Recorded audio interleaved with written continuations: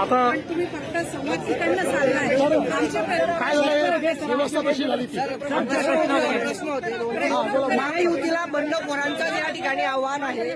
महायुतीत बंडखोरांचं आव्हान आहे, काय सांगा? तुम्हाला एक गोष्ट सांगतो, कोणीही बंडखोरांना त्या ठिकाणी निवडून देणार नाही. लोक महायुतीच्या पाठीशी आहेत, बंडखोरांना कोणी निवडून देणार झाली, परंतु त्यांच्या दर्जाचा प्रश्न आहे. काही थर्ड पार्टी ऑडिट करून काही जबाबदारी निश्चिती होईल का साहेब?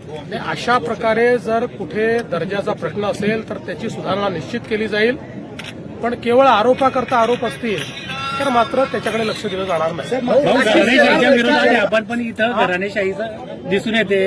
अनेक उमेदवार जे आहेत ते नेत्यांच्याच घरातले आहेत. स्वतः म्हटले होते साहेब. असं आहे की महाराष्ट्रात भारतीय जनता पक्षाने एक पॉलिसी ठेवली होती, त्या अंतर्गत आम्ही हा निर्णय केला आणि जवळजवळ सगळीकडे आम्ही अशा पद्धतीनं कुठलेही नवीन उमेदवार दिले नाही. एक दोन ठिकाणी अपवाद झाले, कारण त्या ठिकाणी फॉर्म भरून टाकले होते आणि मग दुसरा वेळेवर अल्टरनेट उमेदवार आम्हाला आणता आला नाही. असं केवळ 2च ठिकाणी घडलेलं आहे, बाकी ठिकाणी आम्ही हे केलेलं नाही. सिंगापूर होणार आहे, मात्र आपण जवळच्या शिरपूरची बरोबरी करू शकलो नाही. जळगाव शहरातील जी उपनगर आहेत त्यांची जी परिस्थिती आहे ती आजही जैसे आहे. मला एक सांगतो, मी सिंगापूर वगैरे कधी म्हणत नाही. आपलं जळगाव हे आपलं जळगाव आहे, आपली संस्कृती वेगळी आहे. जे काही घडलं जळगावमध्ये ते आमच्या काळातच घडलंय आणि पुढच्या 5 वर्षामध्ये विकसित जळगाव आपल्याला करायचं आहे. म्हणतात अजित पवारांना की तुम्हाला जर वीर सावरकरांचे विचार पटत नसतील तर तुम्ही लांब राहा किंवा तुमच्याशिवाय पण विचार पण मला असं वाटतं की वीर सावरकरांचे विचार हे अजितदादांनी त्याचा विरोध करण्याचं कारण नाही. त्यांनी कधी केलंही नाही. म्हणजे मला माहिती नाही त्यांनी केलं असेल तर, आजपर्यंत तरी मी बघितलं नाही. पण हे आमची भूमिका ही पक्की आहे की वीर सावरकरांचा विरोध हा आम्हाला मान्य नाही. उद्धव ठाकरेंना पक्ष सरेंडर केल्याचं ज्युरी म्हणतात भाजपमध्ये गेल्यानंतर. असं आहे, आता ते त्या पक्षामध्ये होते त्यामुळे त्यांना त्या पक्षातलं जास्त माहिती आहे.